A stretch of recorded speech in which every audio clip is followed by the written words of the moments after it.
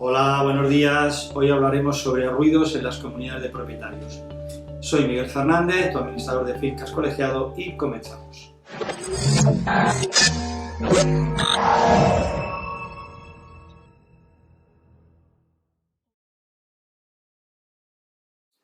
Uno de los temas que más preocupan en las comunidades de propietarios es la contaminación acústica o los ruidos que se generan. Muchas consultas en diferentes foros van encaminados a buscar una posible respuesta a este tema. Se busca una solución inmediata que en muchas ocasiones no se consigue, pero al menos los propietarios de las viviendas buscan una forma de iniciar un procedimiento para la búsqueda de posibles actuaciones que permitan iniciar el camino al encuentro de dicha solución. Cuando se encuentran los propietarios con ruidos en el interior del edificio, lo mejor, desde luego, es hablar con el propietario que los está realizando y pedirle que cese en dicha actividad. Si el propietario es una persona comprensiva, con el aviso por parte del propietario afectado o bien por el presidente de la comunidad de propietarios, sería suficiente. Si el propietario no es comprensivo, aquí empiezan los problemas. ¿Qué actuaciones se deben de realizar con la administración pública y el juzgado en caso de que el propietario o propietaria no cese en sus actividades prohibidas? El primer paso es acudir a lo que nos indica en Madrid, por ejemplo, en el caso de Madrid, la Ordenanza de Protección contra la Contaminación Acústica y Térmica, de fecha 25 de febrero del 2011 y puesta en vigor con fecha el 7 del 4 del 2011. La presente ordenanza tiene por objeto regular el ejercicio de las competencias que en materia de protección del medio ambiente y la salud pública corresponden al Ayuntamiento de Madrid en orden a la protección de las personas y los bienes contra los agresores derivados de la contaminación acústica y térmica. Esto es lo que dice el artículo 1 de dicha ordenanza. Según los órganos municipales, los que velarán por el cumplimiento de lo previsto en la presente ordenanza en el ejercicio de sus potestades. Esto lo dice el artículo 4. En su artículo 5 de la ordenanza nos dice cuáles son los periodos, horarios y cómo se distribuyen en las 24 horas. Así habrá un periodo horario entre las 7 de la mañana y 7 de la tarde, otro entre las 7 de la tarde y 11 de la noche y otro entre las 11 de la noche y las 7 de la mañana. En días festivos nos dice que el periodo nocturno va desde las 11 de la noche hasta las 8 de la mañana. En su artículo 6.2 de la ordenanza nos dice que para la evaluación de los niveles sonoros se utilizará el nivel sonoro continuo equivalente a un periodo de 5 segundos y expresado en decibelios ponderados, de acuerdo con la curva normalizada A. En su artículo 16 habla de los niveles sonoros transmitidos a locales o viviendas acústicamente colindantes, así para una zona residencial, en la que vivimos todos los que estamos leyendo este artículo. El índice de ruidos para estas estancias será de 35 decibelios en el periodo del día, de 35 decibelios en el periodo de la tarde y de 30 decibelios en el periodo de la noche. En los dormitorios es algo inferior, pasando de 30 decibelios en el día y por la tarde sería de 25 decibelios, por la noche, perdón. Es importante tener en cuenta lo que dice también el artículo 6.2 y el artículo 16 de esta ordenanza, porque será la base para hacer las reclamaciones a la Policía Municipal y que cuando vengan con el sonómetro correspondiente para hacer estas mediciones, si existe más decibelios en el periodo medido de 5 segundos, podrán levantar el correspondiente expediente al local o a la vivienda que esté efectuando los ruidos. El artículo 46.1 nos informa que los propietarios o usuarios de receptores de radio, televisión, equipos de música, electrodomésticos, aparatos de aire acondicionado o instrumentos musicales y en general cualquier fuente sonora de carácter doméstico deberán instalarlos y ajustarlos a su uso de manera que su funcionamiento cumpla con las limitaciones establecidas en este artículo 16 comentado. Asimismo, deberán cumplir con los límites de las vibraciones aplicables al espacio interior establecidos. Ya tenemos los límites máximos de ruido en las viviendas a partir del cual podemos hacer las reclamaciones al ayuntamiento, a través de su órgano de control, que no es otro que la Policía Municipal. Otros artículos que son necesarios dentro de lo que es la ordenanza serían los siguientes.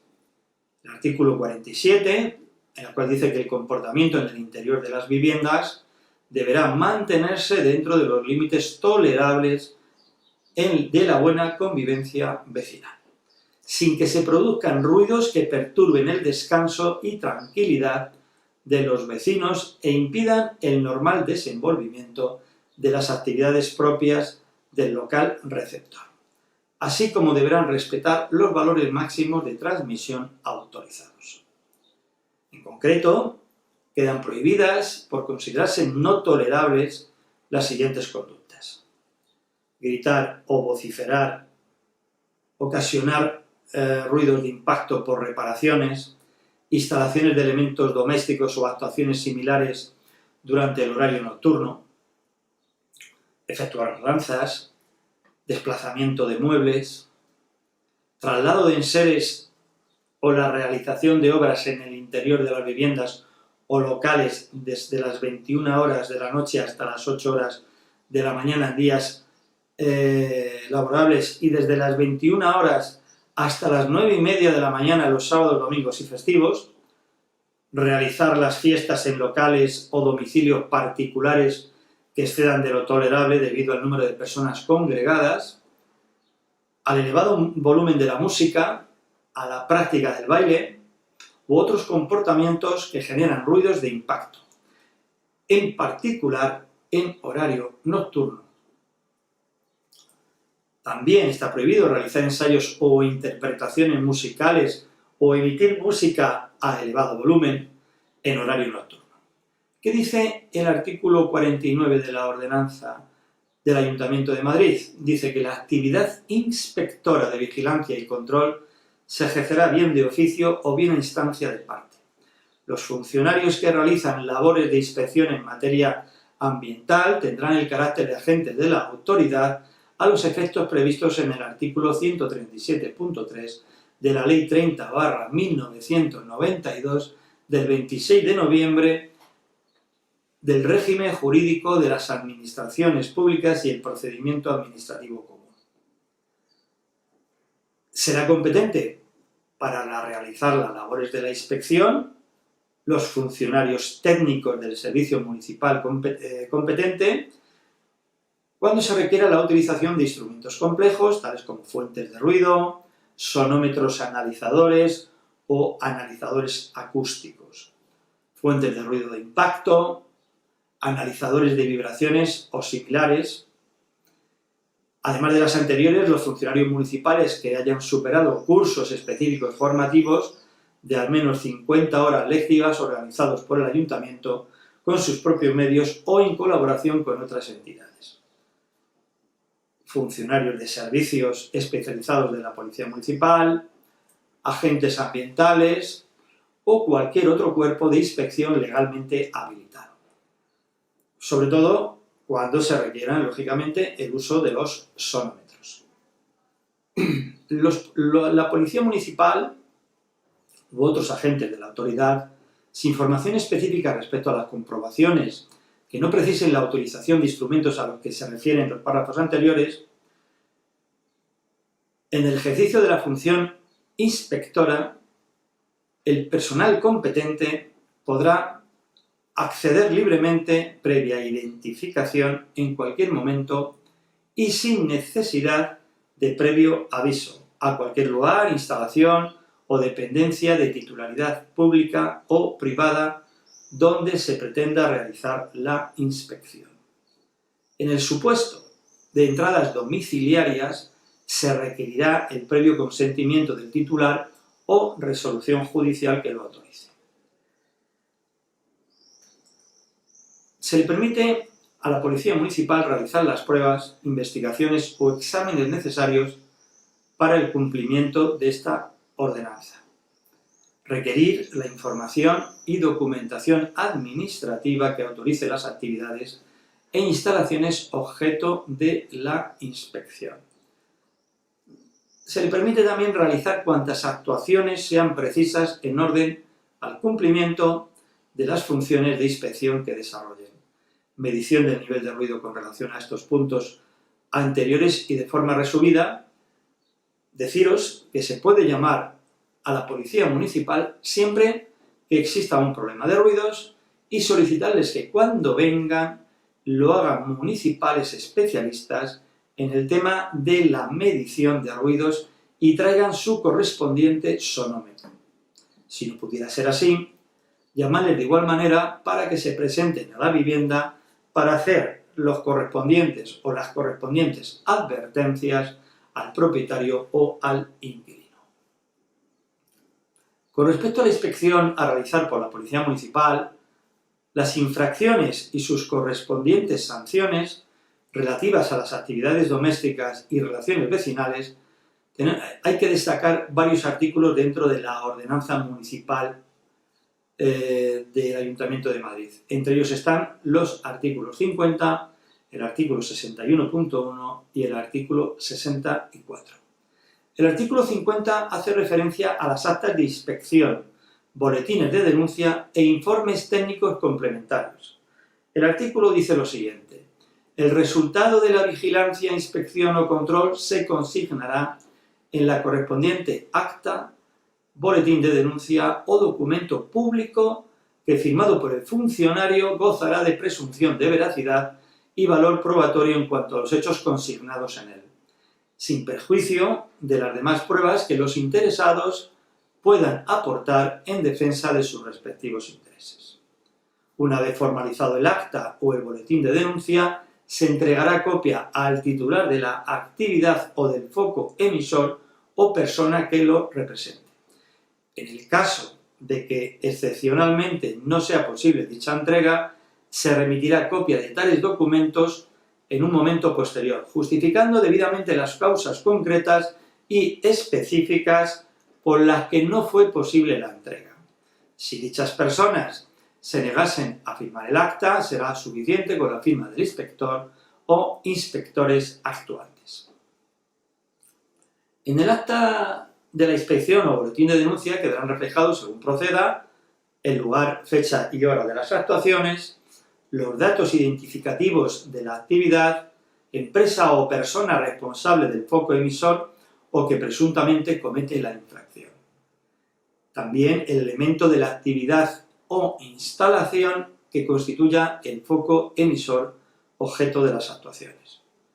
Las pruebas practicadas, comprobaciones efectuadas, los resultados de las mediciones realizadas, el lugar de la medición y aquellos otros datos o circunstancias técnicas relevantes de la medición. También deberá quedar reflejada la identificación de los técnicos o agentes actuantes, los hechos y circunstancias relevantes que se observen o acontezcan en el momento de la verificación. Los servicios técnicos municipales de inspección competentes deberán emitir informe cuando, a resultas del ejercicio de las labores de inspección y control, sea necesario el requerimiento o comprobación de adopción de medidas correctoras, se derive una propuesta de apertura de un procedimiento sancionador por superación de los límites establecidos en la ordenanza reguladora de ruidos y siempre que se requiera un análisis técnico de los hechos constatados. El informe técnico complementario, el acta levantada, reflejará, en su caso, la norma incumplida, el valor del nivel sonoro resultante de las mediciones, así como las deficiencias detectadas en cada caso y las medidas necesarias para su subsanación. El artículo 61.1 nos habla de las infracciones leves relativas a actividades domésticas y relaciones vecinales. A destacar que son infracciones leves superar hasta en 4 decibelios los límites de nivel sonoro máximo permitidos, transmitir vibraciones cuyo valor del índice LAB supere hasta en 4 decibelios los límites a los que se refiere el artículo 17 en función del uso del edificio, transmitir vibraciones cuyo valor del índice K supere hasta en 1,5 veces el límite reflejado en el anexo 4 para el caso de emisores de vibraciones instalados con anterioridad a la entrada en vigor de esta ordenanza. El funcionamiento de alarmas cuando se incumplan sus especificaciones técnicas en cuanto al tipo de alarma autorizado, tiempo máximo de emisión por ciclo de funcionamiento o secuencia de repetición. O el funcionamiento de alarmas sin desconectarse por un periodo superior a 3 e inferior a 30 minutos en horario diurno o vespertino. En su apartado A, este artículo dice que practicar pruebas de comprobación del funcionamiento de alarmas fuera del horario y de las condiciones establecidas en el artículo 38.3 de la presente ordenanza. En el apartado F de este artículo dice que el uso no autorizado en el medio ambiente exterior de elementos de megafonía o de los dispositivos sonoros señalados en el artículo 40.1 de esta ordenanza. En el punto G nos dice desarrollar actuaciones no autorizadas en el medio ambiente exterior en la que se empleen elementos de percusión, amplificación o de reproducción sonora o actuaciones musicales cuando incumplan lo establecido en el artículo 41.1. En el apartado H nos dice que gritar o vociferar perturbando el descanso y la tranquilidad de los vecinos o viandantes o impidiendo el normal desenvolvimiento de la actividad propia del local receptor. En el punto I nos habla de explotar petardos o elementos pirotécnicos fuera de los lugares y ocasiones autorizados. Y en el punto J, utilizar aparatos de reproducción sonora sin el uso de auriculares y funcionando a elevado volumen en el medio ambiente exterior, contraviniendo lo dispuesto en el artículo 45.1 de la presente ordenanza. El apartado K nos dice que realizar la conducta prevista en el artículo 45.2d de la presente ordenanza. En el apartado L, efectuar mudanzas, desplazamiento de muebles, traslados de enseres u obras en el interior de las viviendas o locales fuera del horario permitido. También es el apartado M, ocasionar ruidos de impacto por reparaciones o instalaciones de elementos domésticos o actuaciones similares en el interior de las viviendas durante el horario nocturno. En el apartado N, realizar fiestas en locales o domicilios particulares que excedan de lo tolerable, contraviniendo lo dispuesto en el artículo 47.1 de la presente ordenanza. En el apartado O, realizar ensayos o interpretaciones musicales o emitir música a elevado volumen en horario nocturno, contraviniendo lo dispuesto en el artículo 47.1 de la presente ordenanza. El apartado P, ocasionar molestias al vecindario, perturbando la convivencia por el ruido producido por animales domésticos. El apartado Q, producir ruidos o vibraciones contraviniendo lo dispuesto en el artículo 18 de la presente ordenanza. En el apartado R, provocar un incremento de la temperatura de los locales o viviendas próximos o colindantes superior a 3 grados centígrados e inferior o igual a 5 grados centígrados en las condiciones establecidas en el artículo 22, apartados 4 y 5. El artículo 64 indica las sanciones por infracciones relativas a usuarios de la vida pública, actividades domésticas y relaciones vecinales y por contaminación térmica. Las infracciones a que se refiere todo este artículo 61 que hemos descrito, así como las relativas a infracciones por contaminación térmica, podrán dar lugar a las siguientes sanciones. En el punto A, en el caso de infracciones leves, multa de hasta 750 euros. En el B, en el caso de infracciones graves, multa de hasta 1.500 euros. En el apartado C nos dice, en el caso de infracciones muy graves, la multa puede ser de hasta 3.000 euros. También en el apartado muy grave podríamos tener una suspensión de la vigencia de la autorización o licencia municipal en la que se hayan establecido condiciones relativas a la contaminación acústica, por un periodo de tiempo inferior a un mes. Por lo tanto, mi opinión es que antes de realizar cualquier otra actuación ante los juzgados, lo primero es reclamar al ocupante de la vivienda que cese sus actividades de forma amistosa. Si no lo hiciera, iniciar el procedimiento de la cesación a través de la Policía Municipal en cumplimiento de la ordenanza de protección contra la contaminación acústica y térmica, que en cada ayuntamiento será una ordenanza con connotaciones diferentes. No nos olvidemos de que si el ayuntamiento no cumple con su obligación y la policía no interviene cuando se le requiere, mi recomendación como administrador es que se les envíe una carta a la Policía Municipal de la Junta Municipal correspondiente con copia al alcalde de Madrid si fuera necesario o al alcalde de cualquier provincia o pueblo y dejar constancia que si no se actúa fehacientemente y diligentemente por parte de este organismo, se procederá a acudir a la vía contencioso-administrativa para reclamar la inactividad del mismo. Contra las resoluciones expresas o presuntas del ayuntamiento existe una variedad de procedimientos, pero sugerimos una reclamación de indemnización por las consecuencias de sus omisiones por parte de la Policía Municipal. ¿Qué hacemos si los ruidos siguen existiendo y la actuación del ayuntamiento a través de la Policía Municipal no ha dado los frutos esperados?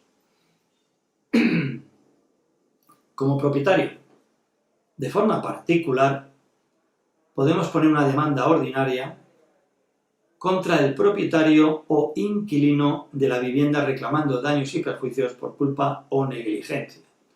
Esto lo dice el artículo 1902 del Código Civil.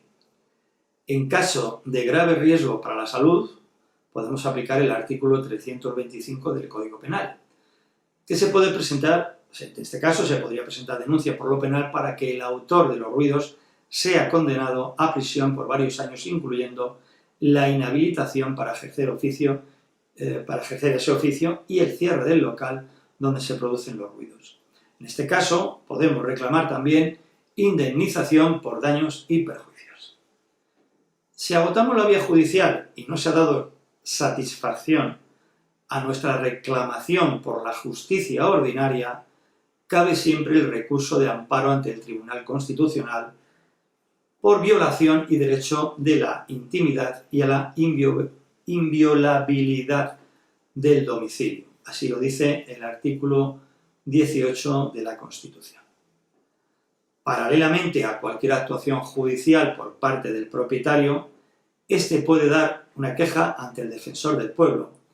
Este tiene la capacidad de formular a las autoridades y funcionarios advertencias, recomendaciones, recordatorios de sus deberes legales y realizar las correspondientes sugerencias. Puedes optar por la acción individual o bien se puede optar por gestionar la reclamación a través de la comunidad de propietarios. Es bastante normal que los ruidos no solo afecten a un propietario, sino a varios propietarios. El vecino del piso inferior, el vecino del piso superior y los vecinos de las paredes colindantes. Incluso si es un problema de música, por ejemplo, puede afectar a varios propietarios en diferentes pisos. Para iniciar un procedimiento contra el propietario o inquilino de la comunidad que no cesan sus ruidos, se debe aplicar el artículo 7.2 de la Ley de Propiedad Horizontal. Este artículo dice textualmente lo siguiente: al propietario y al ocupante del piso o local no les está permitido desarrollar en él o en el resto del inmueble actividades prohibidas en los estatutos que resulten dañosas para la finca o que contravengan las disposiciones generales sobre actividades molestas, insalubres, nocivas, peligrosas o ilícitas. El presidente de la comunidad, a iniciativa propia o de cualquiera de los propietarios u ocupantes, requerirá a quien realice las actividades prohibidas por este apartado la inmediata cesación de las mismas, bajo apercibimiento de iniciar las acciones judiciales procedentes.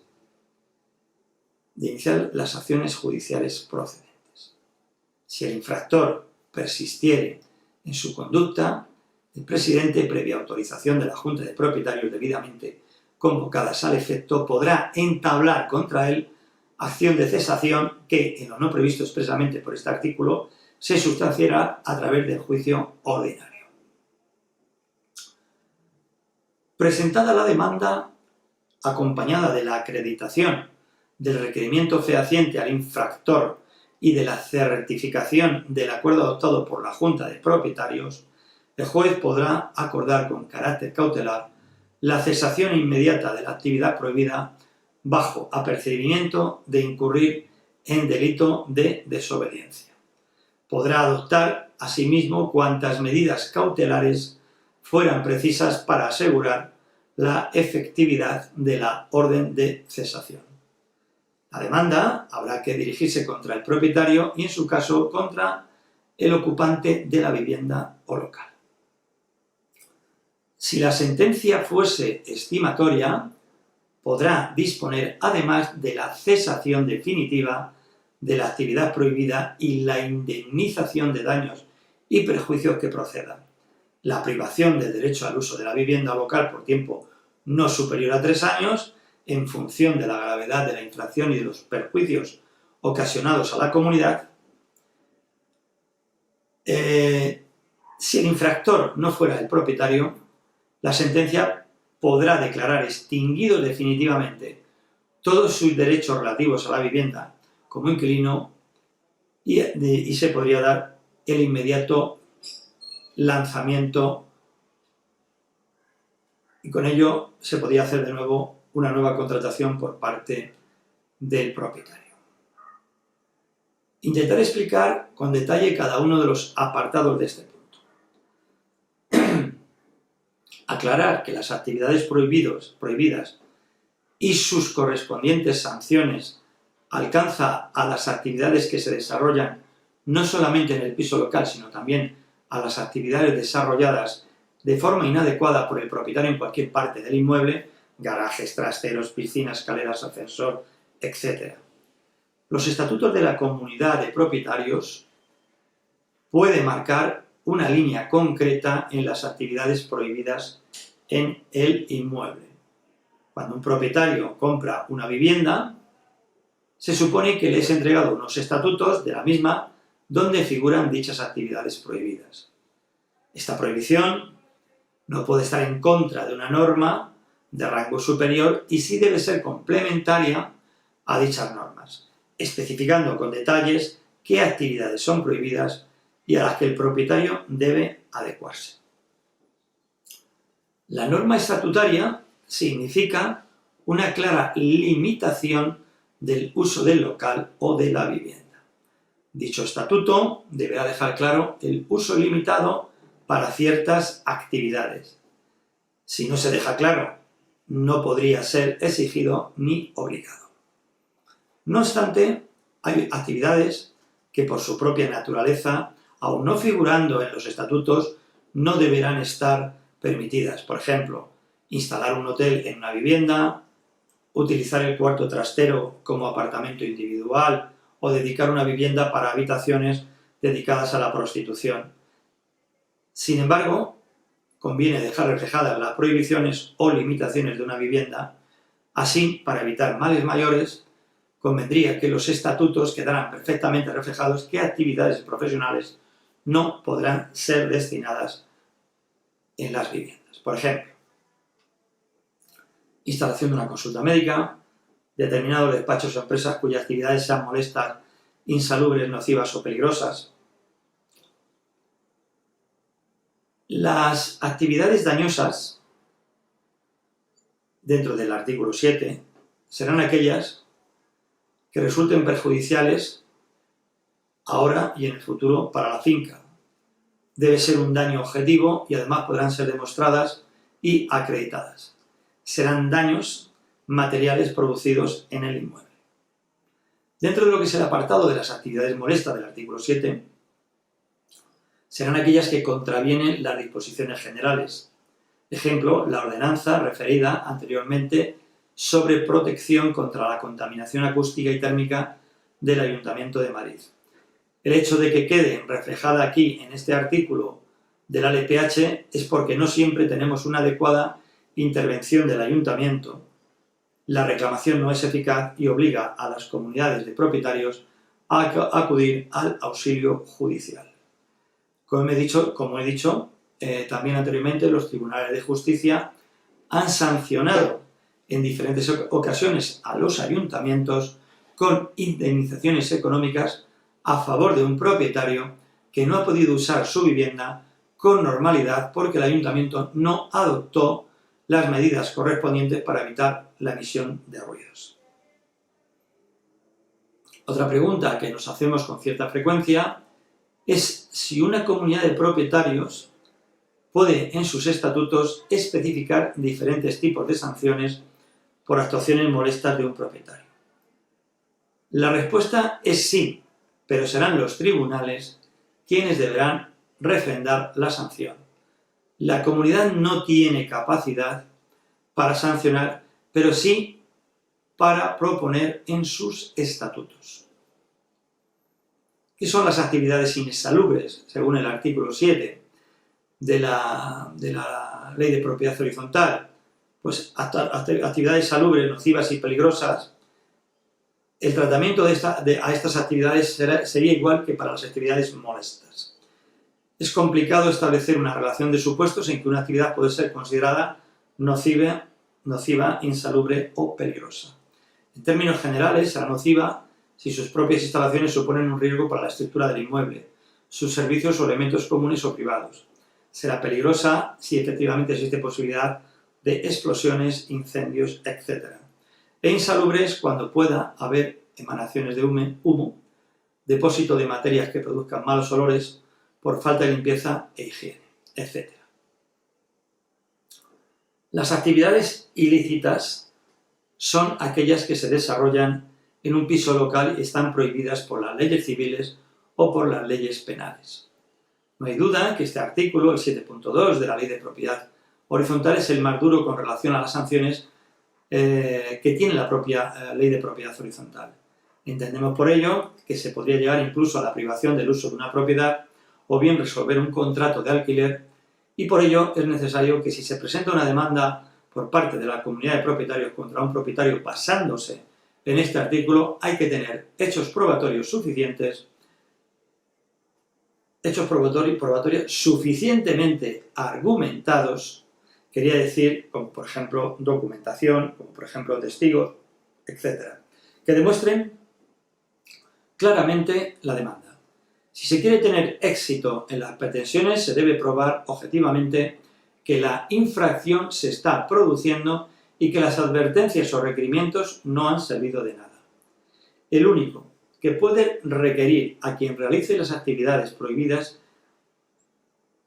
es el presidente, por propia iniciativa o por petición de cualquier propietario, sin que sea necesario el acuerdo previo de la Junta. El secretario administrador lo puede hacer, pero siempre indicando que lo hace en nombre y siguiendo las instrucciones de su presidente, que luego deberá ratificar con sus actos que así ha sido o bien trasladar el acuerdo que se haya tomado de la Junta de Propietarios en este sentido. Para acreditar que el requerimiento ha llegado al propietario o al inquilino, será suficiente un telegrama con acuse de recibo, un fax, un burofax, correo certificado con acuse de recibo, etc. El requerimiento hay que realizarlo a quien realice las actividades prohibidas, sean o no propietario. No obstante, siendo el infractor el ocupante no propietario, se debe hacer constar al propietario la situación, pues podría ser que por esta vía hubiera una solución extrajudicial. En todo caso, el requerimiento previo es imprescindible y supone un requisito de procedibilidad. Una vez recibido el requerimiento por parte del infractor, sea propietario u ocupante de la vivienda, se le debe dar la posibilidad de modificar su actuación, toda vez que este artículo dice que corresponderá a la posible privación cuando el infractor persistiere en su conducta. Para verificar que la conducta del infractor ha cambiado, sería suficiente con dejar un plazo de 2 semanas. Si no cambia sus actuaciones, se podrá pasar a la acción de cesación a través del juicio ordinario previa autorización, en este caso, de la Junta de Propietarios. Todas las actuaciones del presidente y de los requerimientos anteriormente comentados, será necesario que la Junta acuerde o apruebe la acción de cesación y la puesta en marcha del juicio.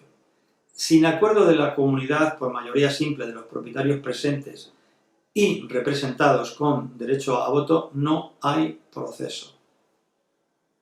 El presidente puede estar de acuerdo con la acción, pero deberá estar refrendado por la Junta. También se debe tener en cuenta que la Junta es necesaria realizarla porque no se le puede privar al propietario afectado la posibilidad de poder impugnar judicialmente el acuerdo. Esto nos lo dice y nos lo marca el artículo 18 de la Ley de Propiedad Horizontal.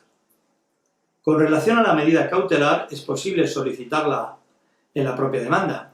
El juez podría decretar la cesación inmediata de la actividad prohibida bajo apercibimiento por incumplimiento de delito de desobediencia.